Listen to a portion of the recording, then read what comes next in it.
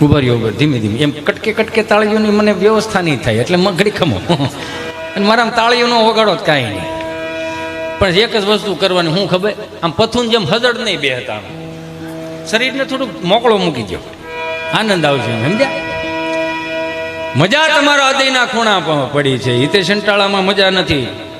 એ તો જેદી તેદી 160 ભાવની ત્રાંબાની લોટીમાં હરિદ્વારમાં ગડગડતો જવાનો છે. મજા કરો. ઘડી પલકી ખબર નહીં કલકી કરે બાત, જીવ માથે જમડા ફરે જેમ તેતર માથે બાત. દાંત કાઢવા એ પોઝિટિવિટીનો સ્ત્રોત છે. 9 રસની અંદર ભગવાને એક હાસ્ય રસ ઉમેર્યો. એમાં હું કેટલો ભાગ્યશાળી કે આવડી મોટી મેદનીમાં મને ભગવાને કંઈક આપ્યું અને એ હું તમને આપું છું. અને મનમાં છે ને હું તમને 2 હાથ જોડીને પ્રાર્થના કરું કે હું આવી રીતે આમ તમને આમ આશીર્વાદ ન આપી શકું. એ મારા કોઈ કર્મની તેવડ નથી મારી પાસે કોઈ એવું મહામંત્ર હું તમને આમ કરું તો નિર્મળ બાબાની જેમ તમે બધા સુખી થઈ જાવ એવું આપણી પાસે કાંઈ નહીં. તમે સમજ્યા? આપણી પાસે એવું કાંઈ છે નહીં. પણ આપણી પાસે એક વસ્તુ છે, લ્યો, એ છે અનુભવ. આ સંતોની હાજરીમાં કહું, અનુભવ એટલે કે જ્યાં સુધી કલાક, અડધી કલાક, 1.5 કલાક, 2 કલાક, 3 કલાક સુધી તમે અહીંયા આમ હામાં આપણે બધા બેઠા છીએ, તમારી પાસે આધિ વ્યાધિ ઉપાધિ ડિપ્રેશન ટેન્શન જે કાંઈ હોય ને એ કલાક, 1.5 કલાક, 2 કલાક માટે મને આપી દો. આઈ પ્રોમિસ યુ, જ્યાં સુધી અંટાળો જીવતો છે ને ત્યાં સુધી તમારા જીવનમાં કંટાળો નહીં આવતો. એ મહેનત મારી રહે. મજા કરો ને મારો બાપૈયો, આવું સારું આખું મળ્યું છે. ફૂંકાઈ ગયેલ કાશરી જેવા મોઢા લઈને બેવો, મોજ કરો ને મારો બાપૈયો. રામના રાજ છે, ભોગવો ને યાર. લે રખડી લીધા જેવું છે. લ્યો, 40 વર્ષ પહેલા અહીંયા આપણે નોયમું ભરવા આવતા છે, આપણા વડીલોને પૂછ્યું તો આવું કંઈ વ્યવસ્થા નામે કંઈ હતું ખરું? આ બધાના તપ પાયકા. રામના રાજ હવે આવ્યા મારો બાપૈયો. લે રખડી ગયો.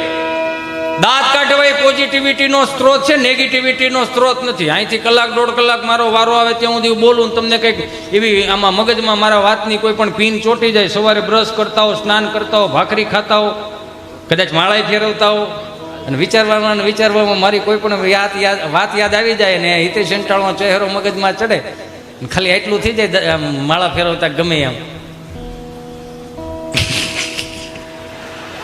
હવે એટલું ઠહકલામાં જો હું ઠહકલું કાઢું તોય તમને દાંત આવે છે, તો ચહેરા ઉપર સ્માઇલ રાખો. જિંદગી કેટલી મસ્ત લાગે યાર.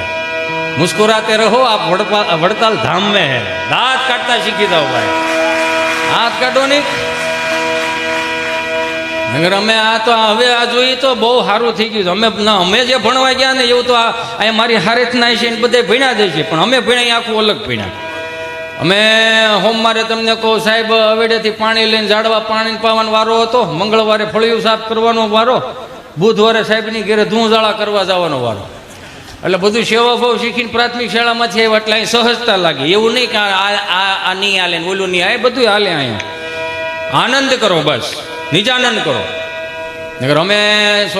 અમે જ્યારે ભણતા ને તે ગાંધીનગરથી ઇન્સ્પેક્શન આવ્યું, એટલે બધા શિક્ષકોએ અમને કીધું હતું કે સાહેબો આવે છે ગાંધીનગરથી, બધા સાનમુના રહેજો અને સવારે નાહી ધોઈને કમ્પ્લીટ થઈને બાબરી પાડીને આવજો. અમે બધા બે ગયા હતા. એમાં સાહેબોની જીપ આવીને એક સાહેબ આ રૂમમાં વી ગયા, એક સાહેબ આ રૂમમાં વી ગયા અને એક સાહેબ અમારા રૂમમાં આવ્યા. અમે 48 જણા બેઠેલા. તો સાહેબ આવીને કીધું, છોકરાઓ અમે ગાંધીનગરથી આવ્યા છીએ, તમારા શિક્ષકો કઈ રીતનું શિક્ષણ આપે છે અમારે તપાસમાં આવ્યા છીએ. તો હું અહીંથી જે પણ સવાલ કરું, કોઈ પણ છોકરો જવાબ આપશે એમાં તમારા શિક્ષકની પ્રગતિ થાય. તો અમારે ગભાને ઊભો કર્યો. ઊભો થાય ગભા, હું નામ તારું છે? ગભો. એમાં એનું કારણ છે, એને કંપની ફોલ્ડ જીભ જલાય ચોંટે અટકે. અમારા બેનો જન્મ ખૂબ નાનપણમાં થયેલો, સમજ્યા? એટલે કે ગભો કે સારું સાહેબ કે બોલ ગભા, શિવનું ધનુષ કોણે ભાંગ્યું? તો ગભો ઢીલો પડી ગયો કે હું કાલે આવ્યો જ નહોતો, હું આવ્યો તો હાજરી ભરાઈને વીએ ગયો તો. કેમ? મારા બા ભેહું પાવા હવેડે ગયા ને, એમાં ભેહું ભડકીને સીમમાં ગઈ હતી. હું મારા બા બે ભેહું વાહે થયા હતા, શિવ ધનુષમાં અમે નહોતા. તો કે તને નથી ખબર? નહીં. તો બે બીજાને ઊભો કર્યો, તું ઊભો થા. શિવનું ધનુષ કોણે ભાંગ્યું? તી તો રોવા જ મળ્યો, શેડાળ્યું નાક. મને ખબર તને નથી ખબર? નહીં. બે જા. તો શિક્ષકને ઊભા કર્યા. તમે શું કરો છો? છોકરાઓને ખબર નથી શિવનું ધનુષ કોણે ભાંગ્યું? શું કરો છો તમે? વર્ગ શિક્ષકે તમને કહ્યું ગલોફામ બુધાલાલ સડે કે સાહેબ જો તમને કહું ને 60 વર્ષથી પ્રાથમિક શાળા નોકરી કરવું સમજ્યા, અને બાપુજી કાકા આખું 3 પેઢીઓ અમારી પાસે ભણી. એ બહુ બિચારા હુવાળા છોકરાઓ બધા, એના બાપાને બધા બહુ એકે ભાંગતોડ વાળા સાંભળતોડ નહોતા. આ પડતા થોડી સાંભળતોડ વાળી હોય. તો તમને એને જ ખબર છે એનું ધનુષ કોને ભાગ્યું? ખબર જ મને કેવા વાંધો હું. એ ગયા વળી આચાર્ય સાહેબ પાસે, હેડમાસ્ટર પાસે. હેડમાસ્ટરને કીધું કે છોકરાઓને નથી ખબર શિવનું ધનુષ કોણે ભાંગ્યું, વર્ગ શિક્ષકને નથી ખબર શિવનું ધનુષ કોણે ભાંગ્યું, તો તમે શું કરો છો? હું કરો છો એવું કીધું તો હેડમાસ્ટર કહે કે હું તો વિચાર કરું કે હું વિચાર કરું, હું વિચાર એ કરું અમારું ગામ નાનું નિહાળ નાની શિવનું ધનુષ આ લાવ્યું કોણ? આવડી મોટી ઘટના અહીંયા ખબર નહીં, તમને ગાંધીનગર ખબર પડી ગઈ, બહુ કહેવાય. સરપંચ પાસે ગયા, સરપંચને કીધું ગગલાવ્યા ઘડી કે 15મી ઓગસ્ટ અને 26મી જાન્યુઆરી ખાલી હું તમે ધ્વજવંદન માટે જાઓ, નિહાળ ધ્યાન નથી દેતા. સરપંચ કહે કે શું થયું? એ કે શિવનું ધનુષ ભાંગ્યું કોઈને ખબર નથી. ત્યાં તો સરપંચે ખીસા 10,000 રૂપિયા કાઢીને સાહેબના ખિસ્સામાં નાખી કે આવ્યો ખિસ્સામાં નાખો કે આ એના એ કે જેણે ભાંગ્યું એણે મહેરબાની કરીને આ વાત છે ને ગાંધીનગર કે સોપડે ન ચડાવતા. એક તો અમારા ગામમાં દીકરીઓ કોઈ દેતા નથી, અને આ પાછું તમે આ સોપડે ચડાવશો તો આખું ગામ બંધ થઈ જાય. બીજા 5,000 રૂપિયા ખિસ્સામાં નાખ્યા. તો કે આ હેના છે? કે આ 5,000 એના છે, શિવ ધનુષના કટકા મળે મને આપ્યું, હું વાડીએ દાટીએ, બાકી કોઈને કેવું નથી કે શિવનું ધનુષ અહીંયા ભાંગ્યું એમ. એ મારો રામ ભલું કરે, આમ નમ હાયલું જાય. હમણાં એક દાદા 7-12ની નકલ કઢાવવા તાલુકા પંચાયતની ઓફિસે ગયા છે. ગામડાના દાદા બિચારા કિચોડ સાયકલ લઈને આમાં વાહિલા વિલમાવડો ડૂટો નીકળી ગયેલો આમાં હાયલા જાય. એમ તાલુકા પંચાયતની ઓફિસે પૂગત આવી દિવાલ હતી, તો દિવાલે સાયકલ ઠેરાવી. ઠેરા બબુ એ ગૂગલનો શબ્દ નથી, સ્ટેન્ડને ઘોડી નો આડી જ મૂકવી પડે. તો ઓલા વોચમેન કાકા ભાળી ગયા કે ઓય દાદા ઓય, હા આ સાયકલ નથી લઈ ગયો, હા એ સાયકલ ત્યાંથી લઈ ગયો કા આ મોટા મોટા નેતાઓ આવતા હોય. હા તો ભલે ના આવે, મેં તાળું મારી દીધું છે. રામ ભલું કરે. આ હાજર જવાબીની વાત છે. આ બાપ દાદા ભીણા નહોતા ગીણા હતા, બોલો લ્યો હાવ કોઠા હોય જો બે તો મજા જ આવે રાખે. હમણાં 4 દાદા મંદિરના ઓટલે બેઠેલા ને તો એક દાદાને આમ પસાર થવું, જે દાદા પસાર થતા ને એ દાદાએ 4 દાદાને કીધું હાલો હાલો ગામમાં પારાયણ બેઠી. હા એ ગામમાં પારાયણ બેઠી. લે કેટલા દી છે બેઠી? કે 2 દી છે. 2 દી છે બેઠી ને મને ખબર નહીં. હે ઉકાભાઈ? તે ઉકાભાઈ બોલ્યા આ એ બેઠી છે પણ આપણને ત્યાં કઈ મગજમાં ઉતરે એવું છે નહીં. કાં આ હિન્દીમાં વાસે ભાઈ, હે હિન્દીમાં વાસે, કઈ મગજમાં ઉતરે નહીં. હું ત્યાંથી ચોથા દાદા બોલ્યા કથા ભલે નહીં હિન્દીમાં હોય, ગુંદી ગાંઠિયા મોહલ થાળ થોડો હિન્દીમાં હોય, એમાં તો માલ કાપી નાખવાનો જ હોય ને ભાઈ. બોલો આ ભૂખા રે. 2 હાથ જોડીને પ્રાર્થના કરું, આ વડીલો જ આપણું સાચવી રાખ્યું છે. કેવું સાચવી રાખ્યું? 4 ધામની યાત્રામાંથી કોઈ વડીલો આવતા હોય. આજના યુવાનો મારા ભાઈઓ બેઠા છો, આપણે બહુ ભાગ્યશાળી છીએ કે કંઈક ધર્મની ધજાઓ નીચે બેઠા છીએ, કંઈક સંતોની હાજરીમાં બેઠા છીએ. આપણા કંઈક 7 જન્મના પુણ્ય ઉદય થયા છે, તો એ હું તમે ભેળા છે. મારા બાપ વધાવવા જોરદાર તાળીઓથી આયોજનને સાહેબ. 4 ધામની યાત્રામાંથી કોઈ વડીલ આવતા હોય, ઉકા દાદા, રામજી દાદા, ભીમજી બાપાની બધા એના હામૈયા કરતા. તેથી અમે સભાવાળા નહોતા, અહીંયા આવા સુંદર મજાના સાઉન્ડ નહોતા.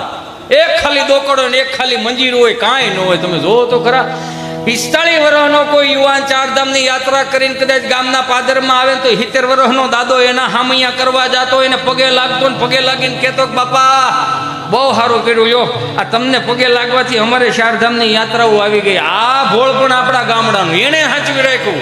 આ આધુનિકતા તો હવે આવી, ટેકનોલોજી હવે આવી. પેલા કઈ આવું નહોતું, હાવ ભોળ પણ હતું. કેવું? શેરી વળાવી સજકાને ઘરે આવો,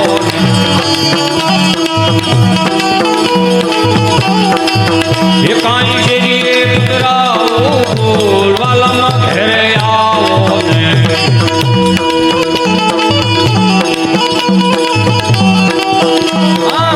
તારા દેશો ઓરડાને વાલા આવો ને.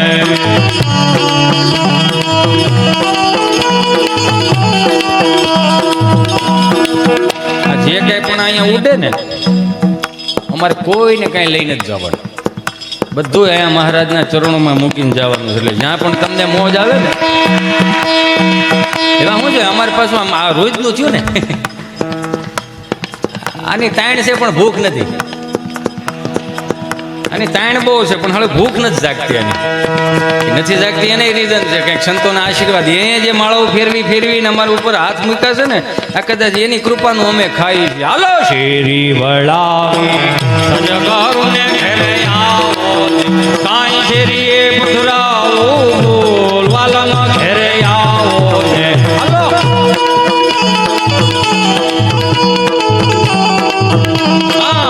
તારા દેશું ઓરડાને વાલા આવો ને.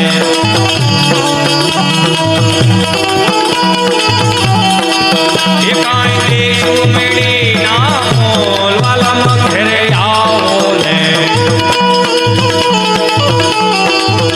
આ બધાય પ્રેમાળ સંતોની હાજરીમાં કહું, અહીં લાખો લોકો બેઠા છો, લાઈવમાં જોતા હશે, બધાયને કહું કે મારા બાપ ગામના પાદરની ધૂળમાં જે આપણા વડીલો આળોટીને દેવ થઈ ગયા છે ને, એ ભૂમિને હાંચવી રાખજો, એ શબ્દોને હાંચવી રાખજો, એ પરંપરાઓને રીતિ રિવાજોને હાંચવી રાખજો. આ તો અહીંયા કેટલાય સંતો બેઠા છે, મને બહુ નજીકથી પ્રેમ કરે છે. આજ મને હરખ છે. જો મારો ભૂતકાળ બહુ ખરાબ સમજ્યા, આ મારા ભૂતકાળમાંથી હું કંઈક શીખીને તમારી પાસે લાવું છું. આપણે હાવ કળતર હતા, લ્યો 500 ઉછીને આપે નહીં એવા, પણ કાંઈક પ્રેમ આ સંતોના આશીર્વાદથી કાંઈક જાગ્યા ત્યાંથી હવાર.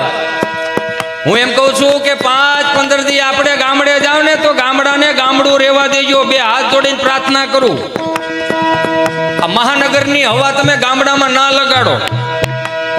5-15 દી માણા કોઈ બીમાર હોય ને ગામડાની હવા લાગે તોય તાજો થઈ જાય, તોય હાજો થઈ જાય વગર દવાઈ.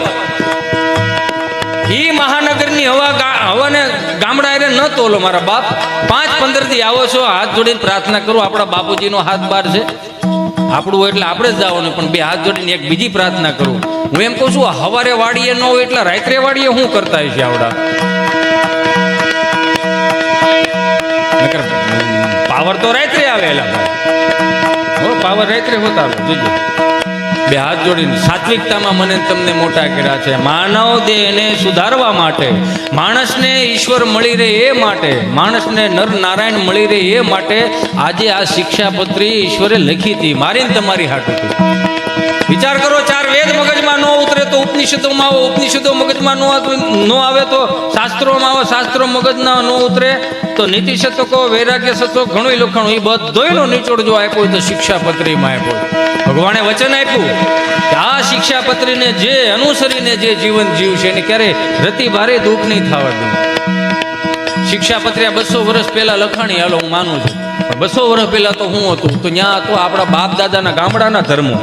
ભગવાન સ્વામિનારાયણ આવીને આ ઉજાગર કર્યું કે ગામડું આવું હતું. કેટલા ભાગશાળી! આમ જો, ભગવાન કૃષ્ણે જન્મ બારા લીધા, વિહામો ગુજરાતમાં લીધો. ભગવાન શ્રી સ્વામિનારાયણ જન્મ બારા લીધા, વિહામો ગુજરાતમાં લીધો. અખિલ બ્રહ્માંડનો માલિક સિદ્ધેશ્વર મહાદેવ, પેલું જ્યોતિર્લિંગ ગુજરાતમાં, એટલે મહાદેવ ગુજરાતી જ હતા. યો એ તો કોઈ સાબિત નથી કરી, કોઈ મને એકને જ ખબર છે. એટલે મારા બાપ બહુ ભાગશાળી છે. હારી પરંપરામાં હું તમે મોટા થયા છે, સનાતન સંસ્કૃતિમાં હું તમે મોટા થયા છે. એવી ગામડાની આ પરંપરા. ઉકા દાદા, રામજી દાદા જ્યારે પછી એક કડી કાયમ લાગે. જુઓ, આજની તારીખની અંદર, આ મોબાઈલના યુગની અંદર કોઈ પણ તમને કહો કંકોત્રી મોકલવી એટલે ઓલા વોટ્સઅપમાં તમે કંકોત્રી મોકલી દો અને એમાં નીચે લખવું પડે આ કંકોત્રી મળી જાય એટલે ઓકે લખજો. ને આપણે ઓકે લખીને તડિંગનારાનો મેસેજ આવે, પણ ફિલિંગ થાય ખરી? ન આવે. એ તો કોકની ત્યાં રાજદૂત લઈને કંકોત્રી દેવા ગયા હોય, બપોરના 11:30 વાગ્યા હોય, ચા પાણી પીને પછી કોકને એમ કે આલ્યો બાપા તમારે કંકોત્રી, અને લગ્નમાં બધાને આવવાનું છે, માડી બેઠે બાપા 20 જણા છીએ અમે, આખો ઘર. એમાં કેમ અહીંયા એના મુઠ્ઠી જેટલા ફળિયામાં હસવાવું, પણ જે પ્રતિનિધિ તરીકે આવ્યો ને એ કે હું તારા દેશો ઓરડાને વાલા